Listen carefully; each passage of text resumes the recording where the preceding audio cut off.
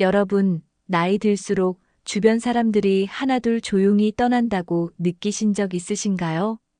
분명 예전엔 자주 만나던 친구였고, 함께 웃고 울던 사이였는데, 언제부터인지 모르게 연락이 뜸해지고, 멀어지는 사람들 많아지지 않으셨나요? 많은 분들이 이렇게 말합니다. 나이 들면 다 그렇게 되더라. 바쁘고 각자 사는 게 다르니까 어쩔 수 없지. 물론 맞는 말입니다. 하지만 그게 전부는 아닙니다. 어떤 사람은 나이 들어도 여전히 사람들과 깊이 연결되고, 어떤 사람은 조용히 아무 말 없이 주변이 텅 비어버립니다.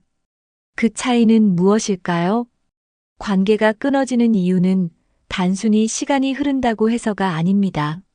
내가 모르는 사이, 무의식 중에 사람들을 멀어지게 만드는 행동을 반복하고 있을 수도 있습니다. 지금부터 알려드릴 6가지 이유는 사람들이 조용히 떠나는 아주 현실적인 이유입니다. 모르면 당하고 알고 나면 막을 수 있습니다. 이 영상 끝까지 보신다면 내가 왜 사람들과 멀어졌는지, 그리고 어떻게 다시 가까워질 수 있을지 명확하게 알게 되실 겁니다. 자, 그럼 지금부터 하나씩 살펴볼까요? 사람은 나이가 들수록 경험이 많아집니다.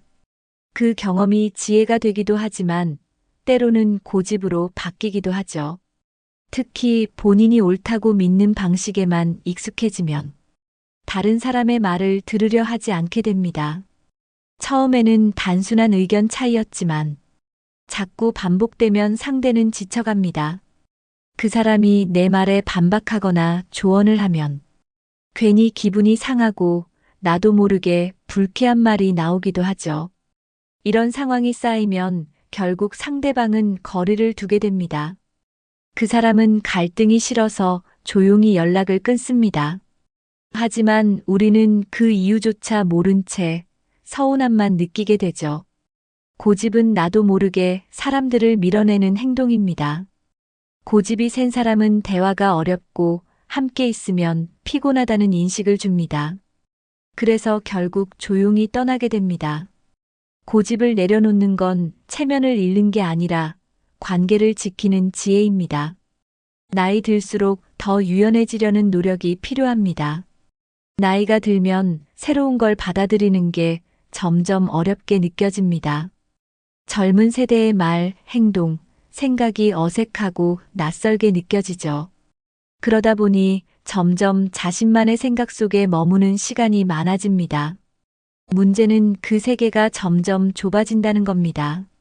내가 익숙한 사람만 만나고, 익숙한 장소만 가고, 익숙한 대화만 반복하게 되죠. 처음엔 편할 수 있지만 점점 외부와 단절되기 시작합니다. 새로운 대화를 불편해하고 내가 모르는 이야기가 나오면 흥미를 끊어버리게 됩니다. 그렇게 되면 상대방도 더 이상 대화를 이어갈 수 없게 됩니다. 결국 사람들은 점점 그 세계 밖으로 멀어집니다. 나만의 세계가 아니라 함께할 수 있는 공간을 만들지 못한 결과입니다.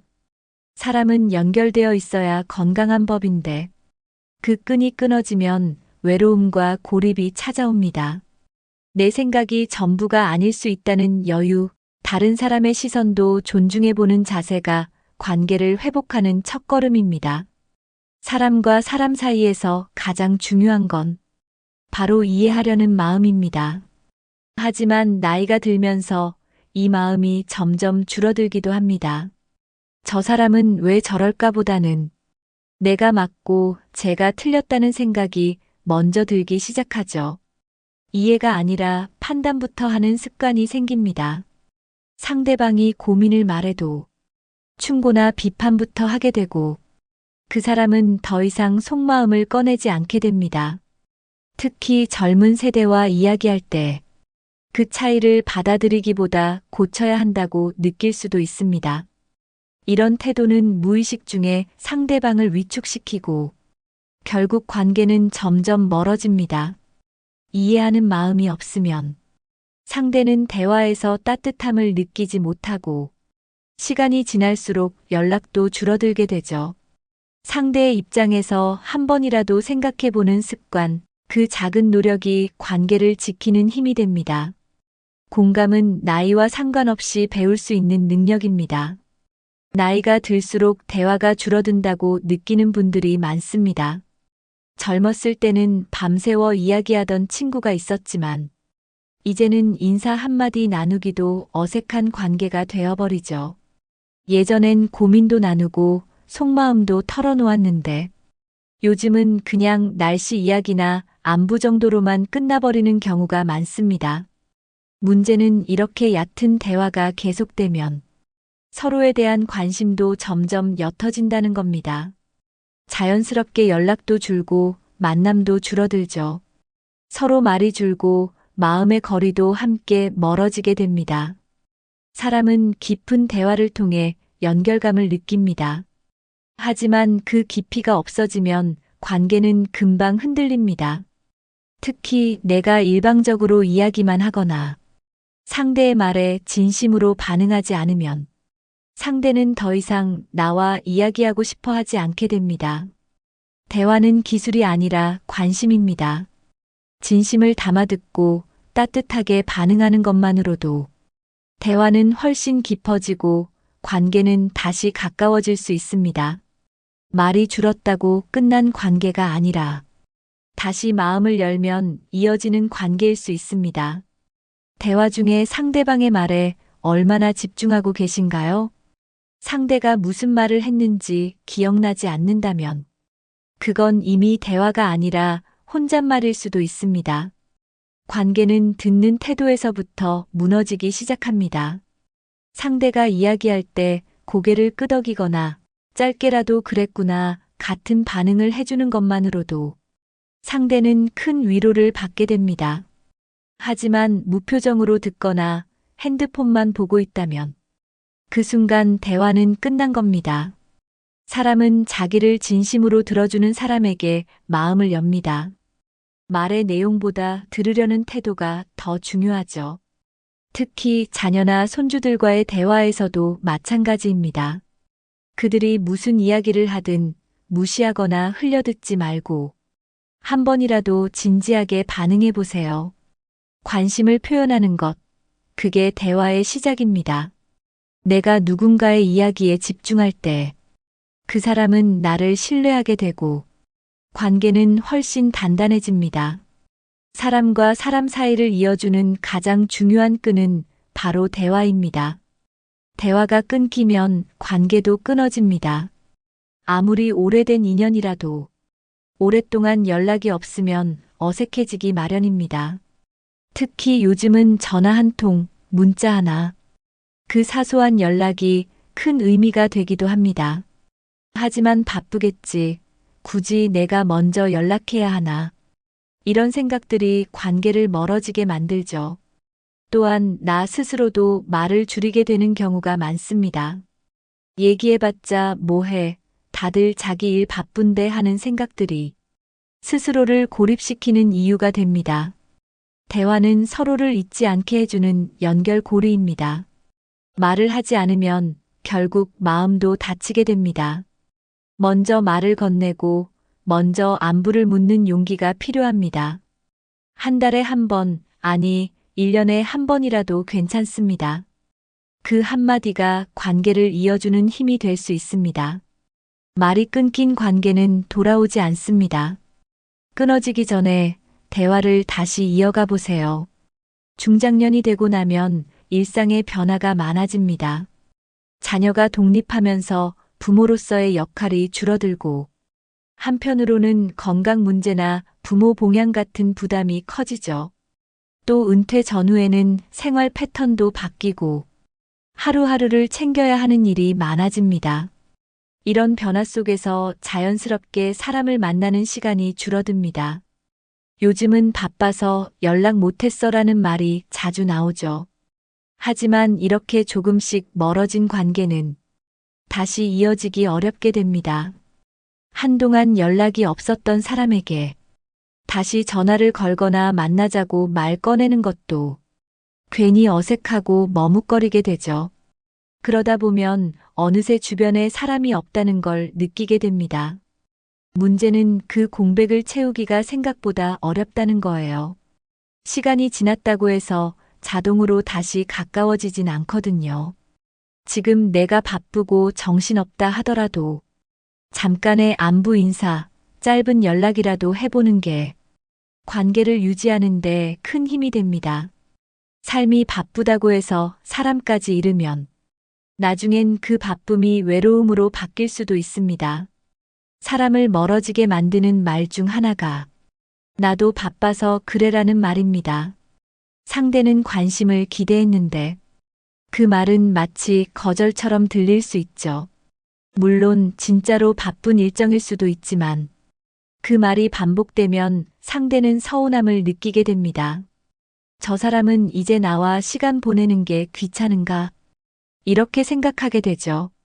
한 번, 두 번 거절당한 사람은 다시는 연락하지 않게 됩니다. 그리고 우리는 시간이 지난 후에야 그 사람을 잃었다는 걸 깨닫게 됩니다.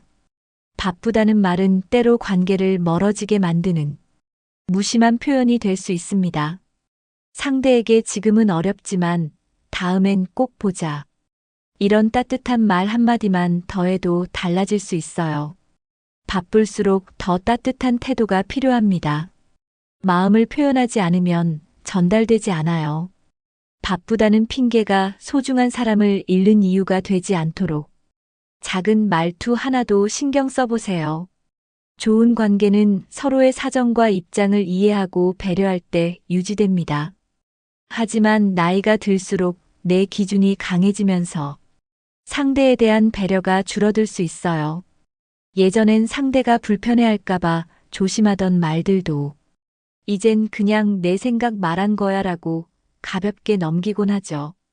그런 말들이 쌓이면 상대는 상처를 입고 조용히 멀어집니다. 또한 약속을 잡을 때 내 일정만 고려하고 상대 입장을 배려하지 않으면 그 작은 이기심이 관계를 깨트리는 원인이 됩니다.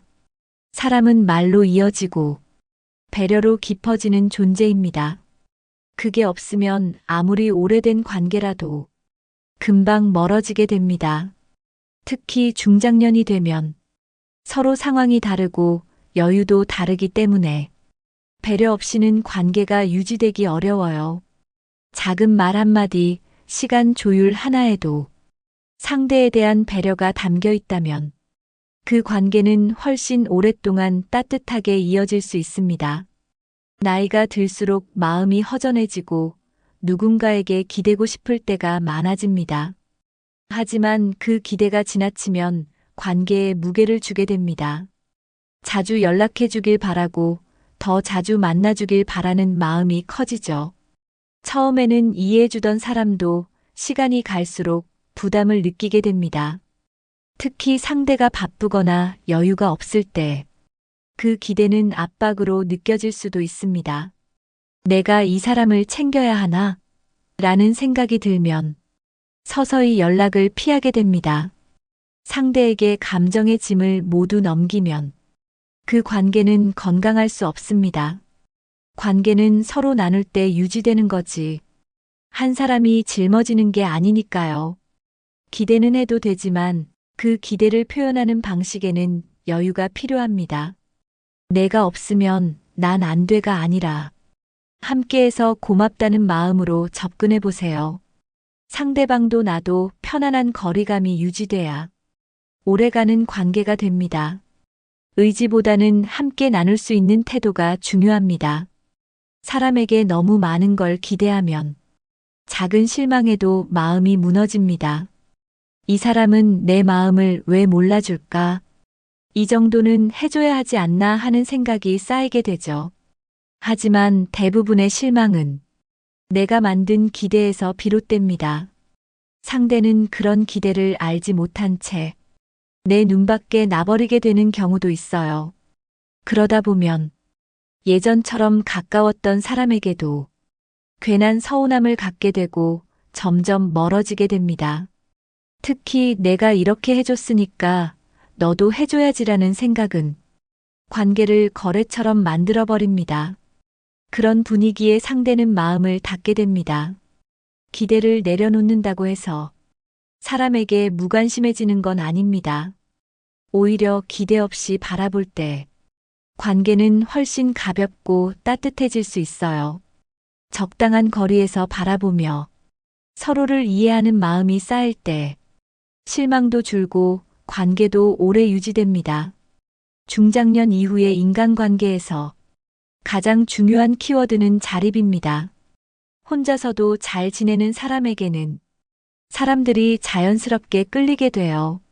누군가에게 매달리거나 항상 의지하려는 사람은 상대에게 피로감을 줄 수 있습니다. 반면 스스로를 잘 챙기고 자기 일상을 즐길 줄 아는 사람은 함께 있으면 편하고 배울 점도 많다고 느껴집니다. 내 삶이 잘 정리되어 있는 사람은 관계도 복잡하지 않고 단단해집니다. 자립은 단순히 경제적인 의미가 아니라 정서적인 독립을 말하는 거예요. 혼자 있는 시간을 즐기고 감정적으로도 흔들리지 않는 사람은 주변 사람들과의 관계도 훨씬 안정적으로 이어집니다. 무조건 혼자 하라는 말이 아닙니다. 누군가와 함께하되 내 삶을 스스로 책임질 수 있는 사람이 되어야 진짜 건강한 관계가 됩니다. 시간이 흐르면서 세상은 빠르게 변합니다. 그 변화에 맞춰 사고방식도 조금씩 바뀌죠. 하지만 나이가 들면 익숙한 방식에만 머무는 경우가 많습니다. 예전 기준, 과거의 가치관을 고수하게 되는 거예요. 물론 그동안의 경험은 귀중하지만 그게 절대적인 기준이 되면 문제입니다. 특히 젊은 세대와 대화할 때 세대 차이에서 오는 충돌이 생기기 쉽습니다. 그땐 안 그랬는데, 내가 다 겪어봐서 아는데. 이런 말은 무의식적으로 상대방을 억누르게 됩니다. 결국 그 사람은 더 이상 마음을 열지 않게 되죠. 나와 다른 생각을 틀린 것으로 여기는 순간 관계는 점점 멀어집니다. 사고방식이 다르다는 걸 받아들이지 못하면 서로 이해할 수 없고 소통도 끊기게 됩니다. 세상이 변한 만큼 생각도 조금은 바꿔야 합니다. 사고방식을 고정하지 않고 유연하게 유지하는 것, 그게 사람들과 이어지는 비결입니다. 누군가의 생각을 듣고 그건 아니지, 그건 틀렸어라고 바로 반응하는 순간 상대는 마음의 문을 닫게 됩니다. 특히 가족, 친구, 자녀와의 대화에서 이런 일이 자주 발생하죠. 내 기준에 맞지 않는 말이나 행동을 보면 바로 지적하거나 충고하게 되는 겁니다.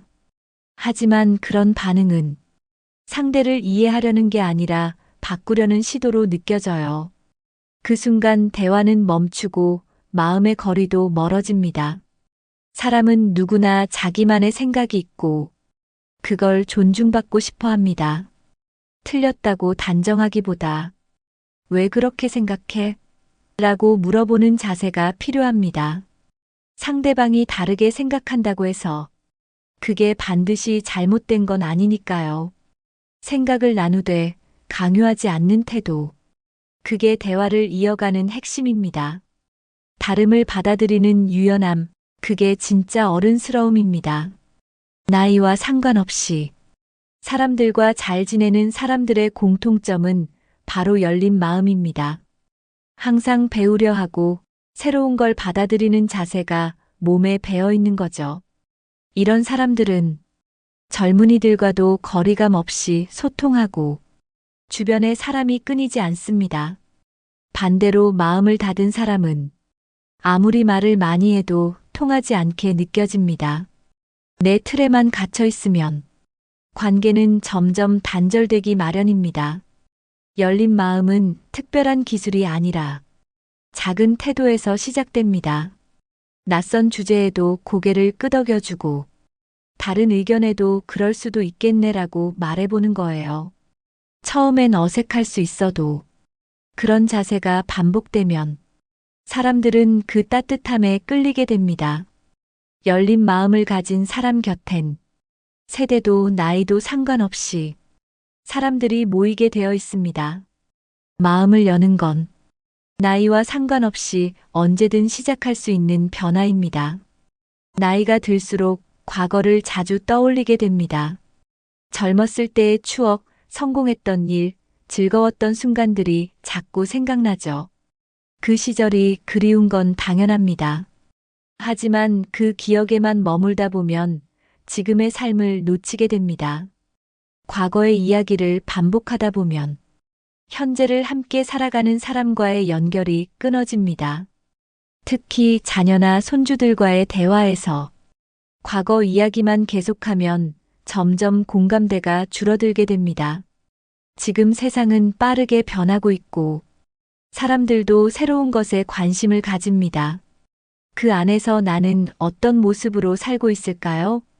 지금의 삶을 외면하고 계속 과거에만 머물면 사람들과의 대화도 감정도 멈추게 됩니다. 추억은 소중하지만 그건 내가 살아온 길이지 앞으로 가야 할 길은 아닙니다. 현재를 살아야 관계도 이어지고 내 삶도 계속됩니다. 지금 이 순간에 집중하는 것이 사람들과 함께 살아가는 방법입니다. 예전 친구와의 추억, 젊었을 때의 이야기, 그리운 순간들에 기대는 건 따뜻한 감정입니다. 하지만 그 감정에만 머물게 되면 지금 곁에 있는 사람들과의 연결이 약해집니다. 지금 내 옆에 있는 사람은 그 시절 이야기를 모를 수도 있고 공감하지 못할 수도 있어요. 그런 상황에서 자꾸 옛날 얘기만 하면 상대는 점점 대화에서 멀어지게 됩니다. 과거는 지나간 시간이지만 지나간 대화도 아니고 지금의 언어도 아닙니다. 지금 나와 함께 있는 사람의 현재에 집중하는 것이 관계를 이어가는 기본이에요. 함께 있는 사람이 중요하고 지금 이 순간이 더 중요하다는 걸 잊지 말아야 합니다. 추억은 가끔 꺼내는 보석이지 매일 붙잡고 사는 짐이 되면 안 됩니다. 새로운 추억은 오늘부터 만들 수 있어요.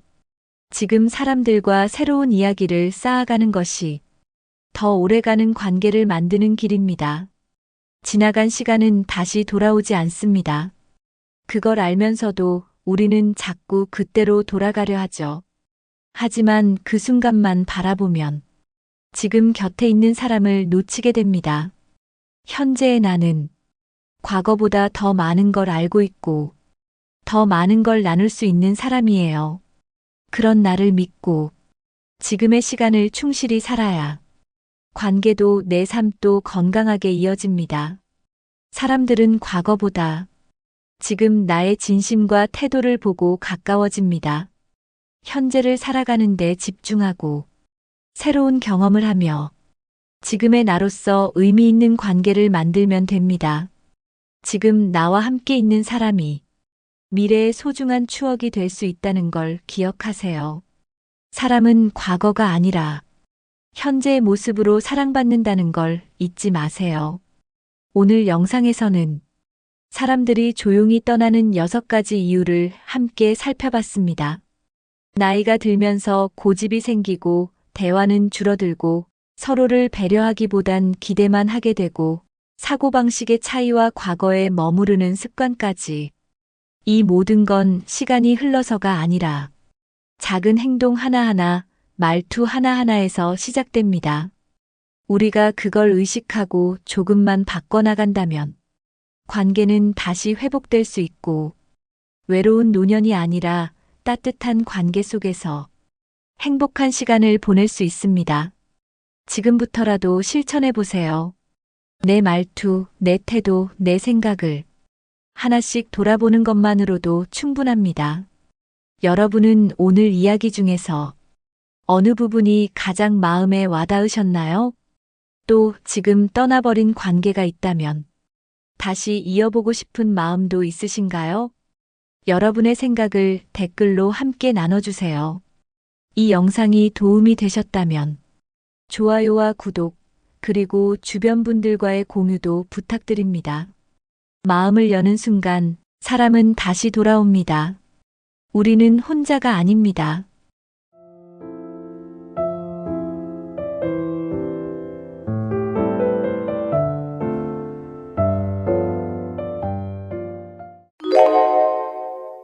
60대 이후 아내가 먼저 떠난다면 남성들은 어떤 삶을 살게 될까요?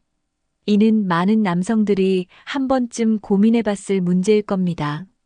오랜 세월 함께한 아내가 먼저 세상을 떠나게 되면 남성들은 갑작스러운 공허함과 혼란을 경험하게 됩니다.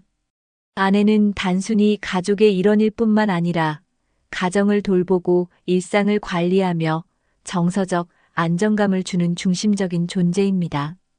하지만 그 자리가 비게 되었을 때 남성들은 자신의 삶을 제대로 유지하지 못하고 힘겨운 노후를 맞이할 수 있습니다. 아내의 부재는 정서적, 신체적, 재정적으로도 큰 변화를 가져오며 미리 준비하지 않으면 그 현실은 더 가혹해질 수 있습니다. 오늘은 아내가 먼저 떠난 뒤 남성들이 마주하는 비참한 현실과 이를 예방하기 위한 준비 방법에 대해 이야기해 보겠습니다. 끝까지 시청하시고 더 건강하고 행복한 노후를 준비할 수 있는 방법을 함께 알아보세요. 1. 아내가 먼저 떠난 후 남성들이 겪는 현실적인 문제들. 정서적 공허함, 혼자 남겨진 감정적 외로움. 아내가 먼저 떠났을 때 남성들이 가장 먼저 마주하는 문제는 깊은 정서적 공허함입니다. 오랜 시간 함께했던 배우자가 사라지면서 남성들은 심리적으로 큰 상실감을 느끼게 됩니다. 특히 평소 아내와 대화를 나누고 감정을 공유했던 시간이 없어지면서 그 외로움은 더욱 커지게 됩니다. 나는 이제 누구와 이야기를 나눌 수 있을까? 라는 질문이 머릿속에 맴돌며 정서적 고립감에 빠질 수 있습니다. 아내의 부재는 단순히 누군가가 없는 것이 아니라 삶의 한 축이 무너진 것과 같은 충격을 줍니다. 감정을 표현하는 데 익숙하지 않은 남성들은 이러한 고통을 더 내면화하며 우울증으로 이어질 가능성이 높습니다.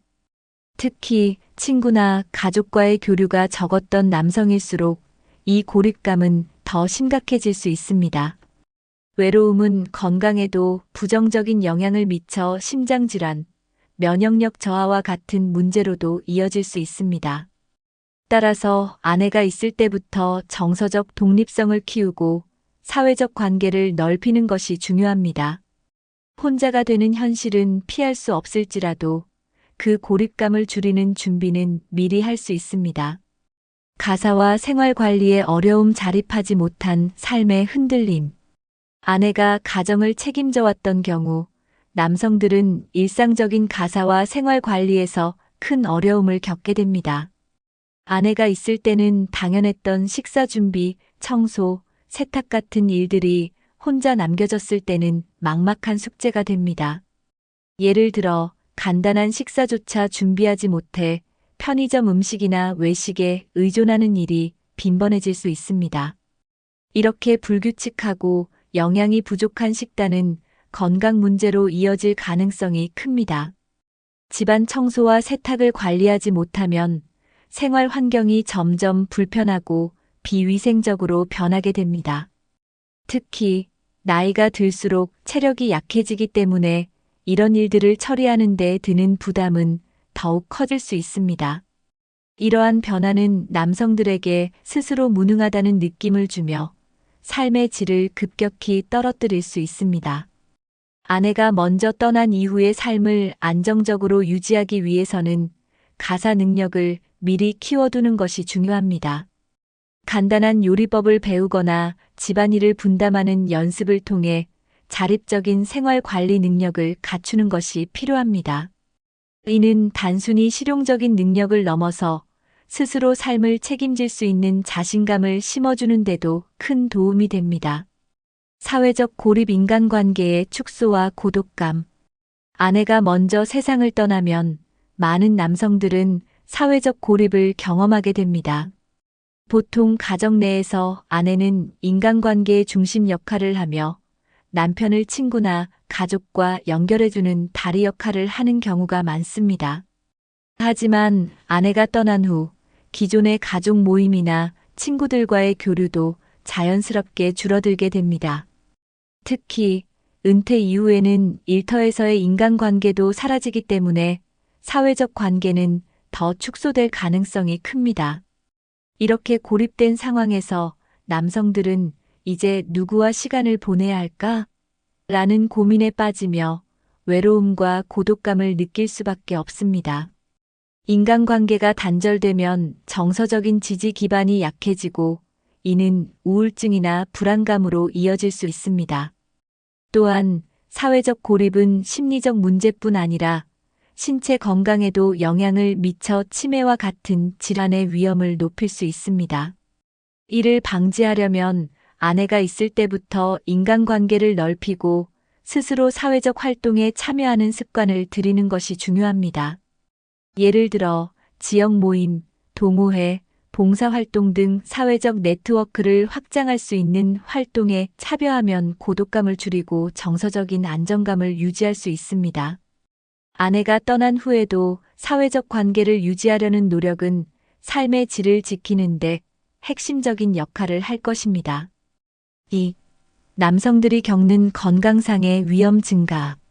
정신적 건강 악화, 우울증과 고립감이 건강에 미치는 영향.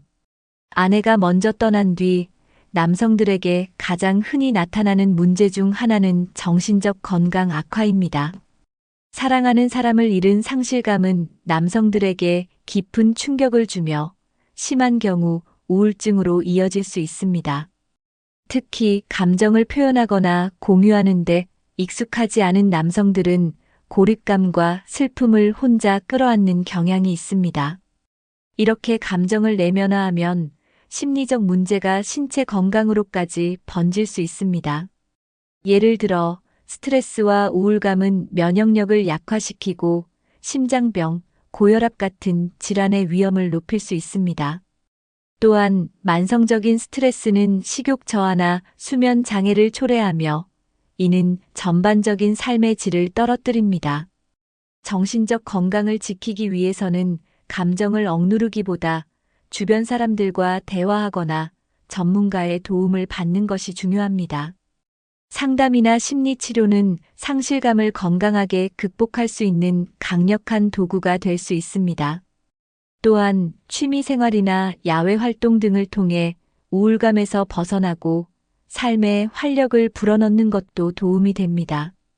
정신적 건강은 신체 건강의 기본이므로 아내가 있을 때부터 스트레스 관리와 감정 표현 방법을 배우는 것이 필요합니다. 신체적 건강 문제, 불규칙한 식사와 관리 부족으로 인한 질병. 아내가 없는 상황에서 남성들이 겪는 주요 문제 중 하나는 불규칙한 식사와 건강 관리 부족입니다. 아내가 있을 때는 균형 잡힌 식단과 식사 시간이 잘 지켜지는 경우가 많지만 혼자 남게 되면 간편한 음식에 의존하거나 식사를 건너뛰는 일이 빈번해질 수 있습니다. 이런 식습관은 고혈압, 당뇨, 심혈관 질환과 같은 만성 질환의 위험을 높입니다. 특히 나이가 들수록 규칙적인 식사가 건강에 큰 영향을 미치기 때문에 이런 변화는 몸에 직접적인 악영향을 줄 수 있습니다. 또한 아내가 보통 챙겨주던 건강검진 예약이나 약 복용 관리도 소홀해지기 쉽습니다. 이를 방치하면 작은 질병도 큰 문제로 악화될 가능성이 있습니다. 예를 들어 적절한 식단 관리와 운동이 이루어지지 않는다면 체중 증가나 근육 감소와 같은 노화 관련 문제가 빠르게 진행될 수 있습니다. 이러한 문제를 예방하려면 아내가 있을 때부터 간단한 요리법을 배우거나 스스로 건강을 체크하는 습관을 들이는 것이 중요합니다. 또한 식사를 제때 챙기고 영양소를 고려한 균형 잡힌 식단을 유지하는 것이 필요합니다. 건강관리는 아내가 챙겨줄 때만 가능한 일이 아니라는 점을 명심하고 스스로 챙기는 능력을 키워야 합니다. 의료 지원 부족. 아내가 맡았던 건강관리의 공백. 아내는 남편의 건강관리에서 중요한 역할을 합니다. 정기적인 건강검진을 예약하거나 약 복용을 챙기는 일 혹은 몸이 안 좋을 때 병원에 가도록 독려하는 일까지 대부분 아내가 주도하는 경우가 많습니다. 하지만 아내가 없는 상황에서는 이런 관리가 공백으로 이어질 가능성이 큽니다. 남성들 중에는 자신의 건강 문제를 심각하게 여기지 않거나 병원 방문을 미루는 경향이 있는 사람들이 많습니다. 조금 쉬면 괜찮겠지라며 가벼운 증상을 방치하다가 상황이 악화된 후에야 병원을 찾는 경우가 흔합니다. 이러한 태도는 건강을 심각하게 악화시키고 치명적인 결과를 초래할 수도 있습니다. 아내가 떠난 뒤에도 정기적으로 건강을 점검하고 스스로 병원을 찾는 습관을 갖는 것이 중요합니다. 스마트폰의 알림 기능을 활용해 정기 검진 일정을 기록하거나 약 복용 시간을 설정하면 건강 관리를 더 체계적으로 할 수 있습니다. 또한 가족이나 가까운 친구들에게 자신의 건강 상태를 공유하며 조언을 구하는 것도 좋은 방법입니다. 아내가 떠난 뒤에는 스스로 자신의 건강을 챙길 준비가 되어 있어야 몸도 마음도 안정된 노후를 보낼 수 있습니다. 3. 아내의 부재로 인한 재정 및 생활 관리 문제. 가계 관리의 혼란 재정 상황에 대한 이해 부족. 아내가 떠난 뒤 남성들이 겪는 또 다른 현실적인 문제는 재정 관리의 혼란입니다. 많은 가정에서 가계부를 정리하고 생활비를 효율적으로 배분하는 역할을 아내가 맡는 경우가 많습니다. 아내가 없어진 상황에서 남성들은 재정 관리를 어떻게 해야 할지 몰라 혼란에 빠지게 됩니다. 예를 들어 생활비와 의료비, 공과금, 그리고 대출 상환 등의 항목을 정리하지 못해 불필요한 지출이 늘어나거나 재정 상황이 악화될 수 있습니다. 또 연금 수령, 보험금 청구, 세금 납부와 같은 중요한 절차를 놓치게 되면 경제적으로 큰 손실을 입을 수 있습니다. 특히 나이가 들수록 재정적인 혼란은 심리적 스트레스로 이어지고 이는 건강에도 악영향을 미칠 수 있습니다. 따라서 아내가 있을 때부터 가정의 재정 상황을 함께 공유하고 기본적인 관리 방법을 배우는 것이 중요합니다. 예를 들어 가계부를 같이 작성하거나 공과금 납부 절차를 배우는 등의 작은 노력으로 재정 관리를 체계적으로 익혀두는 것이 필요합니다. 이렇게 준비하면 갑작스러운 상황에서도 경제적으로 흔들리지 않고 안정적인 생활을 유지할 수 있습니다. 재정 관리는 단순한 숫자의 문제가 아니라 노후의 안정과 직결된 문제라는 점을 반드시 기억해야 합니다. 일상생활의 불편함, 가사, 청소, 요리 등 기본적인 생활 유지의 어려움. 아내가 없는 일상에서 남성들이 가장 큰 어려움을 겪는 부분 중 하나는 기본적인 생활 관리입니다. 평소 아내가 담당하던 가사일, 예를 들어 청소, 요리, 세탁과 같은 일들을 직접 해야 하는 상황에 놓이게 됩니다. 하지만 평생 이러한 일에 익숙하지 않았던 남성들은 어디서부터 시작해야 할지조차 모르는 경우가 많습니다.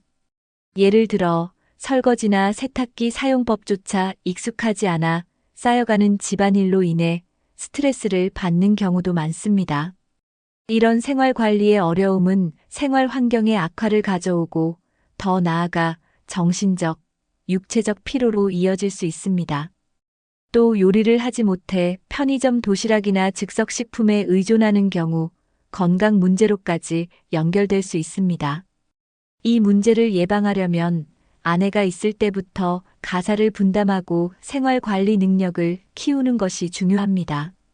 간단한 요리법을 배우거나 청소와 세탁을 주기적으로 함께 연습해 보는 것이 도움이 됩니다. 이렇게 실질적인 능력을 키워놓으면 혼자가 되었을 때에도 안정된 일상을 유지할 수 있습니다.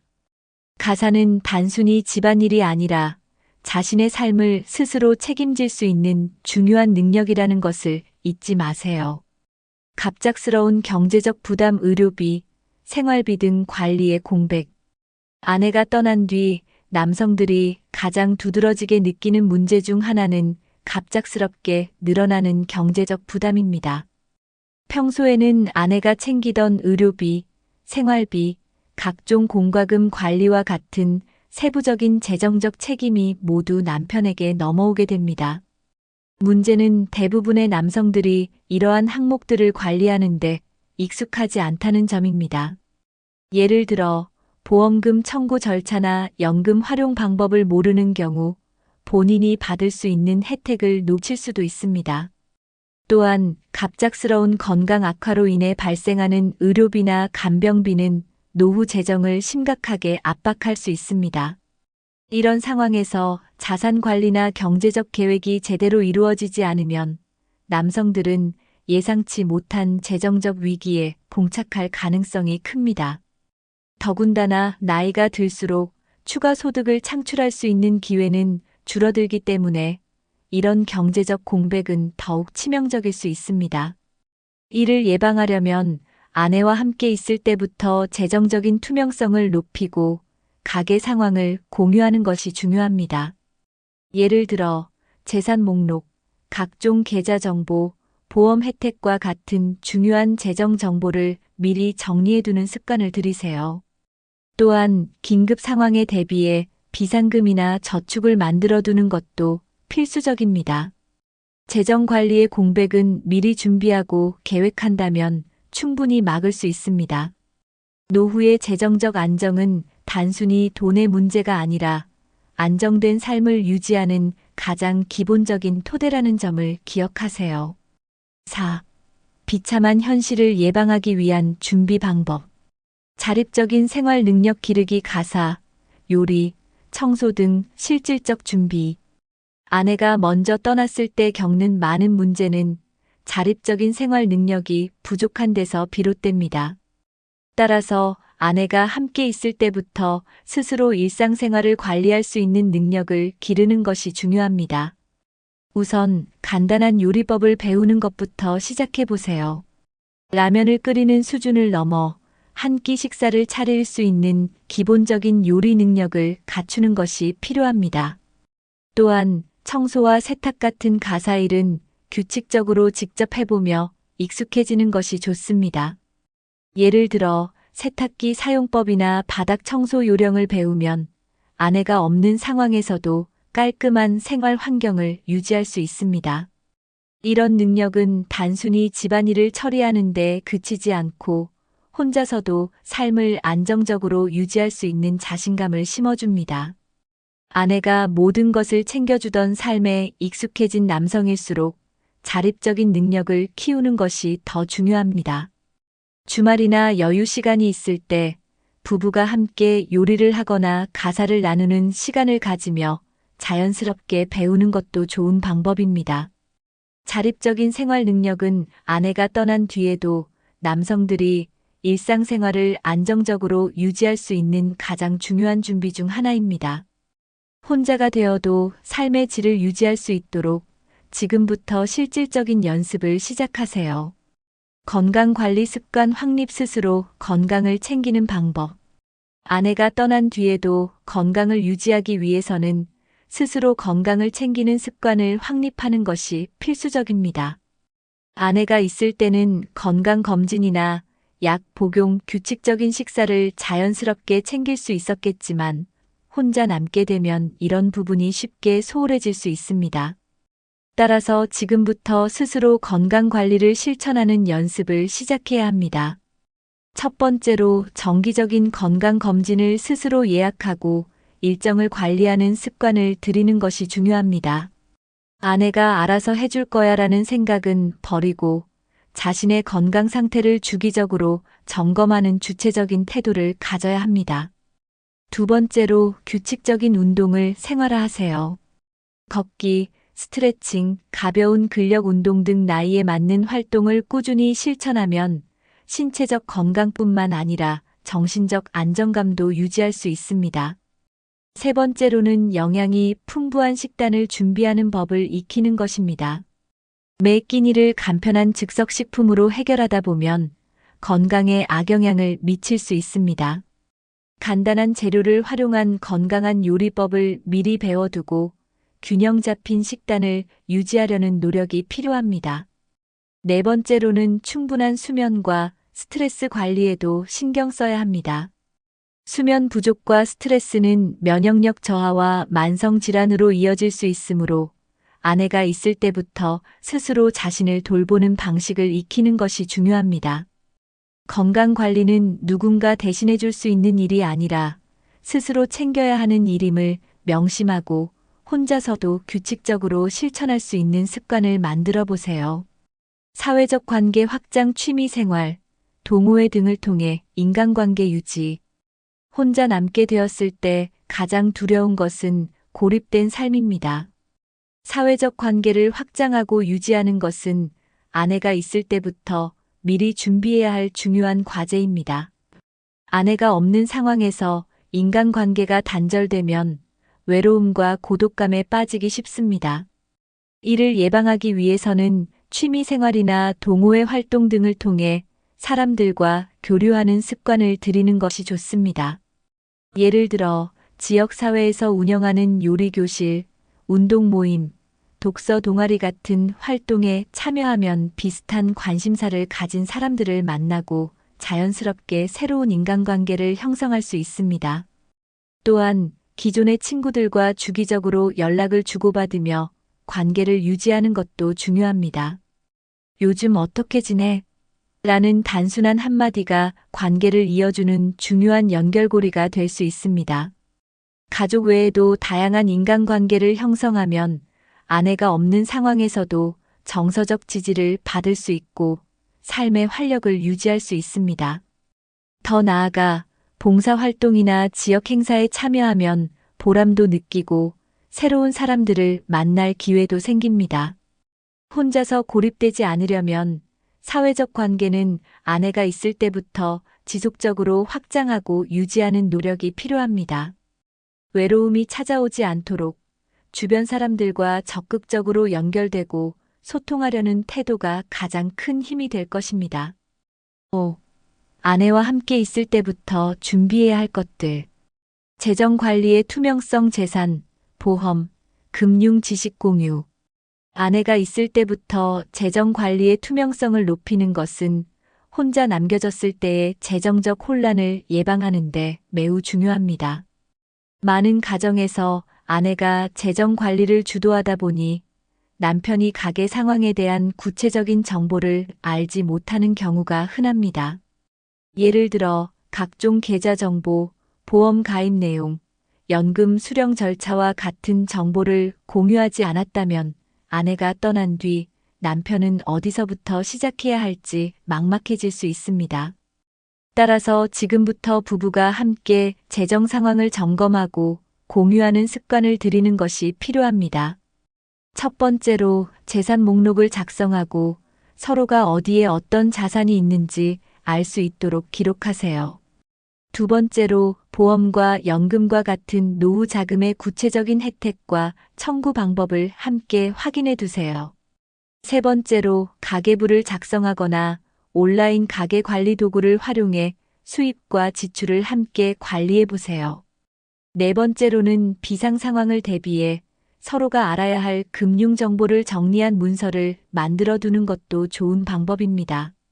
이런 작업은 단순히 남편의 부담을 줄이는 것뿐만 아니라 부부 간의 신뢰를 강화하는 데도 큰 도움이 됩니다. 재정 관리의 투명성은 노후의 안정과 직결되며 혼자 남겨졌을 때에도 자신감을 가지고 재정 문제를 다룰 수 있는 기반이 됩니다. 가사분담 연습 생활의 자립 능력을 키우는 첫걸음. 가사분담은 단순히 집안일을 나누는 것을 넘어 생활 자립 능력을 키우는 중요한 연습입니다. 많은 남성들은 아내가 집안일을 주도적으로 맡는 경우 이런 일들을 배우거나 경험할 기회를 놓치는 경우가 많습니다. 하지만 아내가 떠난 뒤에도 안정된 생활을 유지하기 위해서는 지금부터 가사분담을 통해 기본적인 능력을 익혀야 합니다. 예를 들어 간단한 식사 준비부터 시작해 보세요. 라면, 달걀 프라이와 같은 기초적인 요리법을 배운 뒤 점차 한 끼 식사를 완성할 수 있는 능력을 키워보는 것입니다. 또한 세탁기 사용법, 바닥 청소, 설거지 같은 기본적인 가사도 스스로 처리해보는 연습이 필요합니다. 이런 과정은 단순히 실용적인 기술을 배우는 것을 넘어 혼자서도 스스로의 삶을 관리할 수 있는 자신감을 줍니다. 아내와 함께 있는 동안 이러한 가사 분담 연습은 가정의 부담을 나누는 데도 큰 도움이 됩니다. 뿐만 아니라 부부간의 협력과 유대감을 더욱 강화하는 기회가 될 것입니다. 생활 자립 능력은 혼자가 된 뒤에 배우기엔 너무 늦을 수 있습니다. 지금부터 조금씩 실천하며 연습하는 것이 안정된 노후 생활을 준비하는 가장 기본적인 첫걸음이 될 것입니다. 함께하는 시간의 소중함, 관계를 더 깊게 만드는 노력. 아내와 함께 있는 동안 관계를 깊게 만드는 노력은 단순히 행복한 결혼 생활을 유지하는 데만 중요한 것이 아닙니다. 이는 아내가 떠난 뒤에도 남겨진 남편이 정서적으로 더 건강하고 안정된 삶을 살 수 있는 기반을 만들어줍니다. 첫 번째로, 아내와의 시간을 단순한 일상의 반복으로 보내지 말고 특별한 순간으로 만들기 위해 노력해 보세요. 예를 들어, 평소에 함께 가벼운 산책을 하거나 좋아하는 취미를 공유하며 대화를 나누는 시간을 가져보는 것이 좋습니다. 두 번째로, 감사와 칭찬을 표현하는 습관을 들이세요. 당신 덕분에 우리 가정이 이렇게 잘 유지되고 있어라는 한마디는 상대방에게 큰 위로와 만족감을 줄 수 있습니다. 세 번째로는 함께 계획을 세우고 이를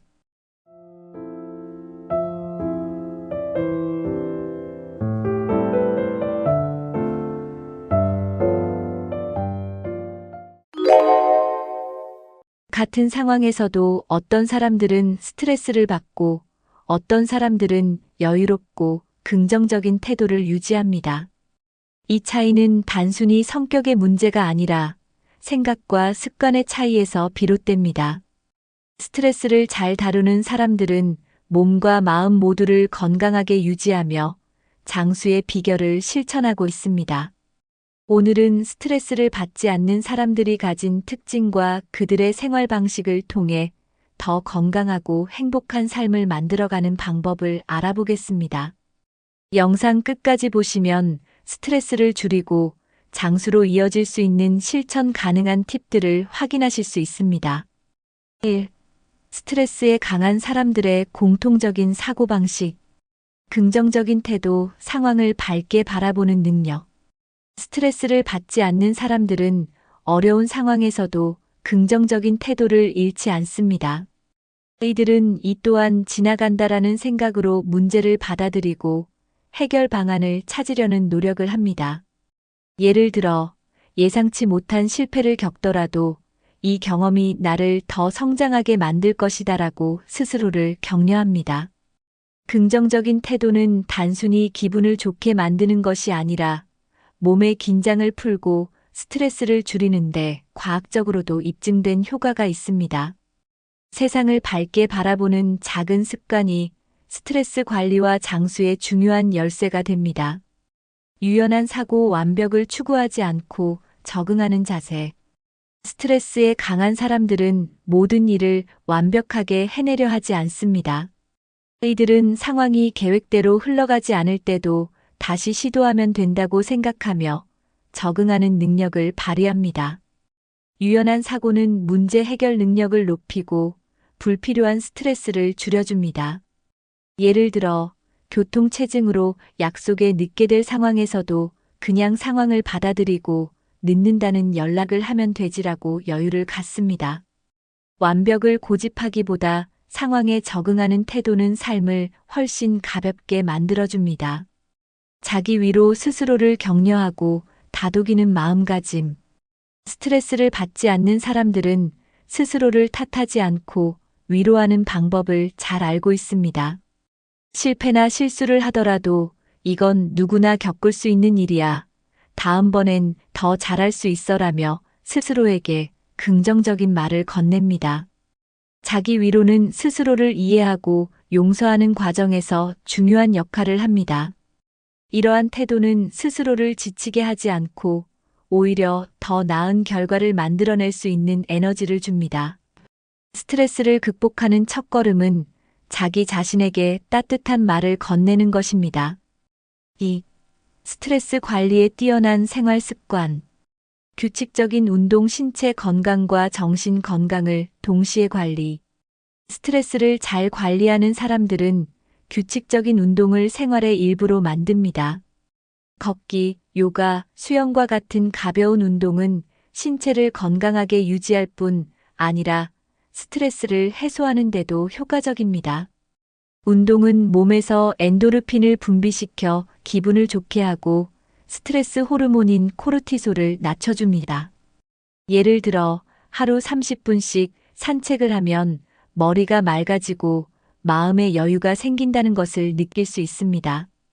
규칙적인 운동은 단순한 신체 활동이 아니라 스트레스를 낮추고 장수로 이어지는 중요한 습관입니다. 충분한 수면, 스트레스를 해소하는 기본 조건. 스트레스를 받지 않는 사람들은 잠의 중요성을 잘 알고 충분한 수면을 유지하려 노력합니다. 수면 부족은 스트레스 호르몬 분비를 증가시켜 긴장과 불안을 악화시키기 때문에 숙면을 취하는 것이 필수적입니다.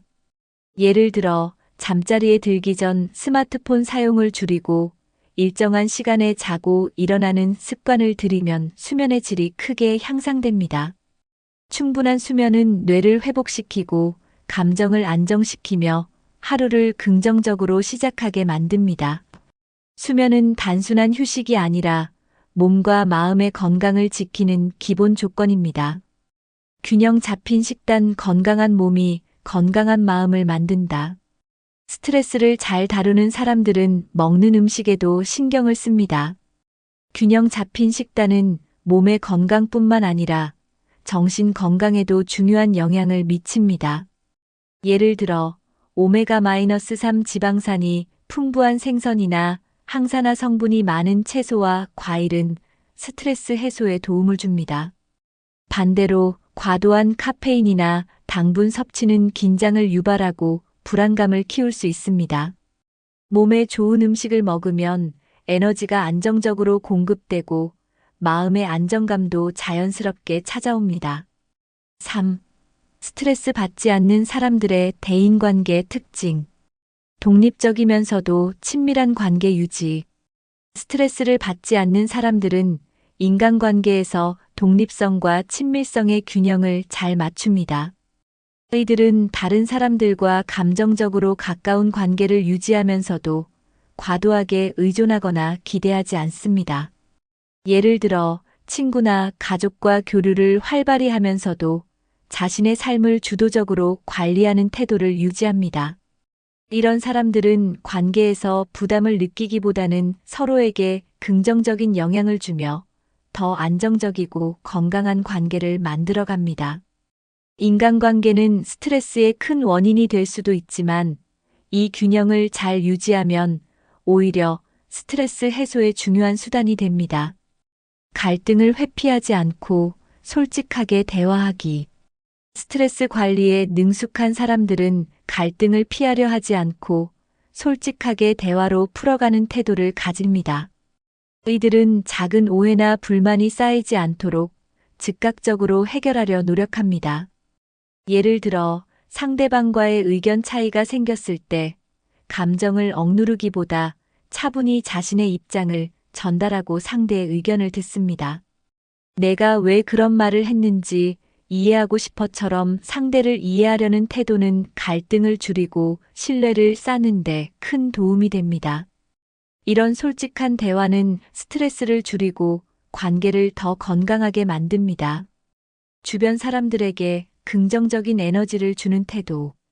스트레스를 받지 않는 사람들은 주변 사람들에게 긍정적인 에너지를 전파하는 특징이 있습니다. 이들은 항상 밝은 태도와 따뜻한 말로 상대방의 기분을 좋게 만들어줍니다. 예를 들어, 오늘 정말 멋져 보이시네요. 같은 간단한 칭찬도 상대방에게 긍정적인 감정을 전달합니다. 이처럼 긍정적인 태도는 주변 사람들에게 좋은 영향을 미칠 뿐만 아니라 본인도 더 행복한 감정을 느끼게 합니다. 다른 사람들에게 좋은 에너지를 주는 사람은 자연스럽게 스트레스를 덜 받고 더 건강한 사회적 관계를 유지할 수 있습니다. 4. 스트레스를 받지 않는 사람들의 일상 속 마인드 컨트롤 방법. 작은 일에 연연하지 않는 대범함. 스트레스를 받지 않는 사람들은 사소한 일에 지나치게 연연하지 않습니다. 이들은 작은 실수는 누구나 할 수 있다. 완벽하지 않아도 괜찮다는 대범한 태도로 삶을 바라봅니다. 예를 들어 직장에서 실수했더라도 이를 지나치게 마음에 두지 않고 다음에 더 잘하면 되지라고 생각하며 마음을 비웁니다. 이런 태도는 사소한 문제로 인해 에너지를 낭비하지 않고 더 중요한 일에 집중할 수 있도록 도와줍니다. 작은 일에 얽매이지 않는 대범함은 마음의 여유와 스트레스 해소의 중요한 비결입니다. 감사하는 마음으로 하루를 시작하고 마무리하기. 감사하는 마음은 스트레스를 줄이고 긍정적인 삶의 태도를 유지하는 데 큰 역할을 합니다. 스트레스를 받지 않는 사람들은 하루를 시작하며 오늘도 살아갈 수 있음에 감사하다고 생각하고 하루를 마무리하며 오늘 있었던 좋은 일을 떠올립니다. 예를 들어 친구와 즐거운 대화를 나누거나 날씨가 좋았던 하루를 감사히 여기며 마음을 가볍게 합니다. 감사는 사소한 행복도 크게 느낄 수 있게 하며 스트레스 요인을 잊게 만듭니다. 이 습관은 마음을 따뜻하게 만들어 건강하고 행복한 삶으로 이어지게 합니다. 과거에 집착하지 않고 현재에 집중하기. 스트레스를 잘 다루는 사람들은 과거의 실수나 후회에 집착하지 않고 현재에 집중하는 법을 압니다. 과거에 얽매이는 대신 지금 이 순간 내가 할 수 있는 것은 무엇인가? 를 고민하며 현실적인 해결책을 찾습니다. 예를 들어 지나간 문제를 곱씹기보다는 현재 행동으로 상황을 개선하려는 노력을 기울입니다. 과거는 바꿀 수 없지만 현재의 선택과 행동은 미래를 바꿀 수 있다는 믿음이 그들의 마음을 자유롭게 만듭니다. 현재에 집중하는 태도는 스트레스를 줄이고 삶의 만족감을 높이는 데 큰 도움이 됩니다. 5. 스트레스에서 자유로운 삶을 위한 실천법. 명상과 호흡법. 마음을 다스리는 효과적인 방법. 스트레스를 줄이고 마음을 안정시키는 가장 효과적인 방법 중 하나는 명상과 호흡법입니다. 스트레스를 받는 순간 잠시 눈을 감고 깊고 천천히 숨을 들이마셨다가 내쉬는 것만으로도 마음이 한결 가벼워질 수 있습니다. 명상은 단순히 긴장을 풀어주는 것을 넘어 스스로를 돌아보고 감정을 정리할 수 있는 시간을 제공합니다. 예를 들어 하루 10분씩 명상 시간을 가지며 현재 순간에 집중하면 과도한 생각과 불안을 내려놓을 수 있습니다. 명상과 호흡법은 누구나 쉽게 실천할 수 있는 스트레스 관리 도구로 장수와 건강한 삶을 유지하는 데 매우 효과적입니다. 취미와 여가 생활. 스트레스를 해소하는 즐거운 활동. 스트레스를 받지 않는 사람들은 자신만의 취미나 여가 활동을 통해 삶의 즐거움을 찾습니다. 그림 그리기, 독서, 악기 연주 또는 요리와 같은 활동은 단순히 시간을 보내는 것이 아니라 스트레스를 해소하고 삶에 활력을 더해줍니다. 예를 들어 정원 가꾸기를 통해 자연과 교감하거나 친구들과 함께 스포츠를 즐기면 몸과 마음이 동시에 건강해질 수 있습니다. 취미 생활은 스트레스를 긍정적인 방향으로 풀어내고 삶의 질을 높이는 중요한 역할을 합니다. 스트레스를 잘 다루고 싶다면 자신이 진정으로 즐길 수 있는 활동을 찾아보세요. 목표 설정과 성취. 삶의 방향성을 유지하는 방법. 스트레스를 받지 않는 사람들은 목표를 설정하고 이를 이루는 과정에서 삶의 만족감을 느낍니다. 큰 목표가 아니더라도 하루하루 작고 현실적인 목표를 세우고 이를 성취하는 과정은 스트레스를 줄이고 성취감을 높이는 데 도움이 됩니다. 예를 들어 오늘은 30분 운동하기, 이번 주에 읽고 싶던 책 한 권 끝내기와 같은 작은 목표가 삶에 활력을 더할 수 있습니다. 목표를 이루면서 느끼는 성취감은 자신감을 높이고 스트레스 상황에서도 흔들리지 않도록 돕습니다. 목표 설정은 단순한 계획이 아니라 삶을 더 나은 방향으로 이끌어주는 강력한 도구입니다. 스트레스를 받지 않는 사람들의 특징은 단순한 성격 차이가 아니라 사고방식, 생활습관, 대인관계, 그리고 일상 속 실천에서 비롯됩니다. 스트레스를 효과적으로 관리하면 몸과 마음의 건강을 유지할 수 있고, 이는 곧 장수로 이어질 수 있습니다. 오늘 배운 방법들을 하나씩 실천하며 스트레스 없는 더 건강하고 행복한 삶을 만들어 가세요.